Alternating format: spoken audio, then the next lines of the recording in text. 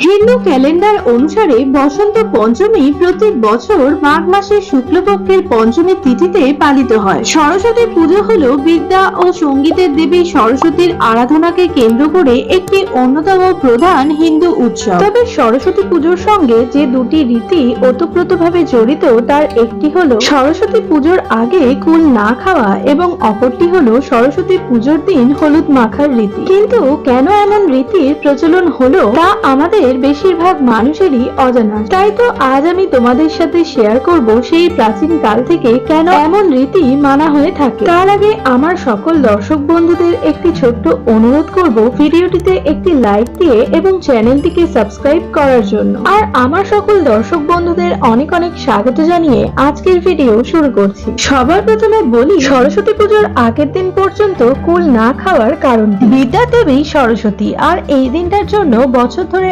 অপেক্ষা করেন প্রত্যেকটা বাঙালি। বিশেষ করে ছাত্রছাত্রীরা, তারা এই একটা দিন নিজের মতন করে আনন্দ করে থাকে। আর সরস্বতী পুজোর দিন কুল খাবে না এমন কাউকে খুঁজে পাওয়া খুবই মুশকিল। কিন্তু তার থেকেও গুরুগম্ভীর বিষয় হলো এই যে সরস্বতী পুজোর আগে কেউই কুল খেতে চায় না, কারণ আমাদের মধ্যে কিছু বিশেষ সংস্কার প্রচলিত রয়েছে। প্রায় বেশিরভাগ মানুষেরই ধারণা, যদি কেউ সরস্বতী পুজোর আগে কুল খায় তবে বিদ্যা দেবী তার উপর অসন্তুষ্ট হন, তার পড়াশোনা খারাপ হয়ে যায় এবং পরীক্ষার ফল খারাপ হয়, এরকম আরো কত কি। যদিও এর সঙ্গে রয়েছে একটি পৌরাণিক কাহিনী জড়িত। পুরাণ অনুযায়ী বৈদিক দর্শন বিদ্যা অর্জনের উদ্দেশ্যে সরস্বতীকে তুষ্ট করার জন্য মহামুনি ব্যাসদেব বদ্রিকাশ্রমে তপস্যা করছিলেন। তপস্যা শুরুর আগে তার তপস্যা স্থলের কাছে একটি কুল বীজ রেখে দিয়েছিলেন দেবী সরস্বতী। শর্ত আরোপ করেন যে এই কুল বীজ অঙ্কুরিত হয়ে প্রথমে চারা গাছ জন্মাবে এবং তা থেকে তৈরি হবে একটি বড় গাছ। সেই গাছের ফুল থেকে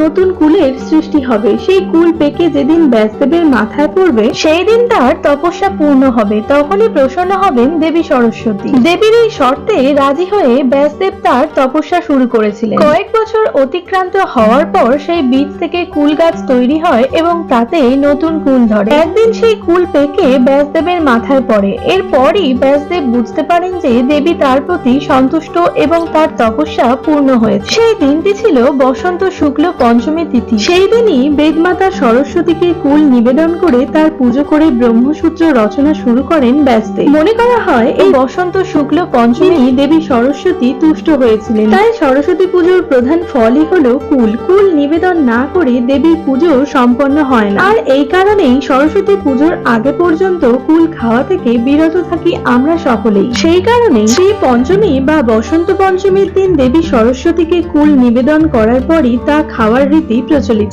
এছাড়াও সরস্বতী পুজোর আগে পর্যন্ত কুল না খাওয়ার একটি সামাজিক কারণ রয়েছে। কৃষি প্রধান আমাদের এই দেশ, যেখানে দেবদেবীর পুজোতে বিভিন্ন ধরনের নতুন ফসল, ফল, ফুল সর্বপ্রথম ঈশ্বরের উদ্দেশ্যে অর্পণ করা হয়। যেমন নতুন ধান উঠলে নবান্ন উৎসবে নতুন চালের পিঠে পুলি লক্ষ্মী দেবীকে নৈবেদ্য হিসেবে দেওয়া হয়। ঠিক একইভাবে শীতকালে সরস্বতী পুজো হয়ে থাকে, আর এই সময় কুল খুব ভালো ফলে। তাই তো সর্বপ্রথম দেবী সরস্বতীকে কুল নিবেদন করে তবেই তার প্রসাদ খাওয়ার প্রথা প্রচলিত রয়েছে হিন্দু ধর্মাবলম্বী মানুষদের মধ্যে। তবে দেবী সরস্বতীর প্রথম পূজারীরা হলেন শিক্ষার্থীরা। তাই তারা ভক্তিবেশেই প্রথমে মা সরস্বতীকে কুল নিবেদন করেন, তারপর সর্বপ্রথম প্রসাদ হিসেবে কুল গ্রহণ করেন। দেবীকে নিবেদন করার পূর্বে শিক্ষার্থীরা কুল গ্রহণ করে না। এটা আসলে মা সরস্বতীর প্রতি শ্রদ্ধার প্রকাশ, কোনো কুসংস্কার নয়। এছাড়াও সরস্বতী পুজোর আগে পর্যন্ত কুল না খাওয়া এই সমস্ত লোকাচারের পিছনে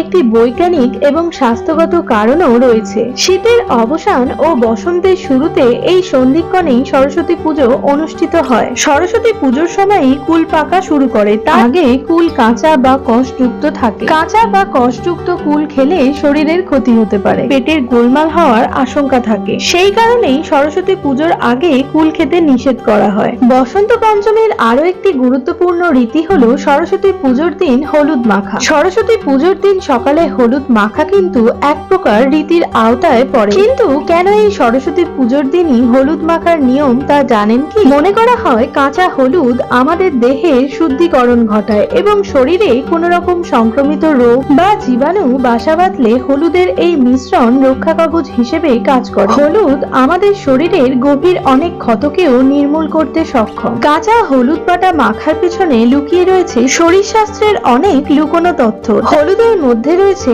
কারকিউমিন নামের এক ধরনের অ্যান্টি অক্সিডেন্ট, যা ত্বকের জন্য খুবই উপকারী। এছাড়াও হলুদের মধ্যে অ্যান্টি ব্যাকটেরিয়াল উপাদান রয়েছে, যা ত্বকের বিভিন্ন সমস্যার সমাধান করতে সহায়ক। সব থেকে বড় কারণ হলো বসন্তকালে পক্স, হাম এই জাতীয় রোগের প্রাদুর্ভাব লক্ষ্য করা যায়, যার বারবারন্ত মানুষকে অত্যন্ত দুর্বল করে দেয়। তাই এই সকল রোগ জীবাণু থেকে বাঁচতে ঘরোয়া টোটকা হিসেবে ব্যবহার করা হয় কাঁচা হলুদকে। এছাড়াও হলুদের মধ্যে রয়েছে অ্যান্টিসেপটিক উপাদান, যা শীতের ত্বকের শুষ্কতা দূর করে, ব্রণ সমস্যা এবং ত্বকের দাগছোপ দূর করার ক্ষেত্রে হলুদের বিশেষ ভূমিকা রয়েছে। তাছাড়াও কাঁচা হলুদে থাকে কারকিউমিন, যা হাড়ের ক্ষয় ও হাড়ের গঠনের মধ্যে সামঞ্জস্য বজায় রাখে এবং হাড়কে সুস্থ ও মজবুত করে। তাই শুধুমাত্র যে রীতি তাই নয়, কাঁচা হলুদ বাটা মাখার পেছনে লুকিয়ে রয়েছে শরীরশাস্ত্রের অনেক লুকোনো তথ্য। তাই সরস্বতী পুজোর দিন সকালে উঠে হলুদ মেখে স্নান করা বাঞ্ছনীয়। আরো একটি বিষয় ভীষণভাবে লক্ষ্য করা যায় যে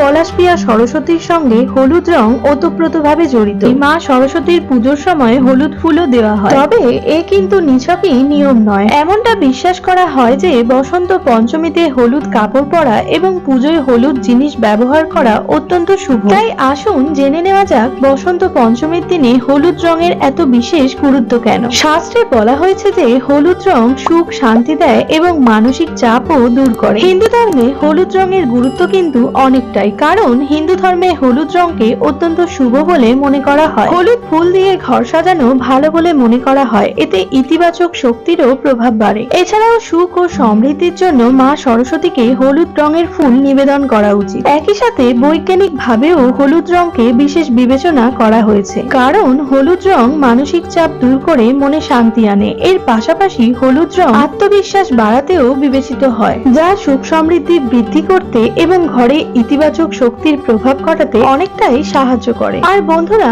আজকের ভিডিও এখানেই শেষ করছি। আর ভিডিওটি কেমন লাগলো কমেন্ট করে অবশ্যই জানিও এবং ভিডিওটি শেয়ার করে এই গুরুত্বপূর্ণ তথ্যগুলি অন্যকেও জানার সুযোগ করে দিও। ধন্যবাদ জানাই আমার প্রতিটি দর্শক বন্ধুদের আমার এই ভিডিওটি দেখার জন্য।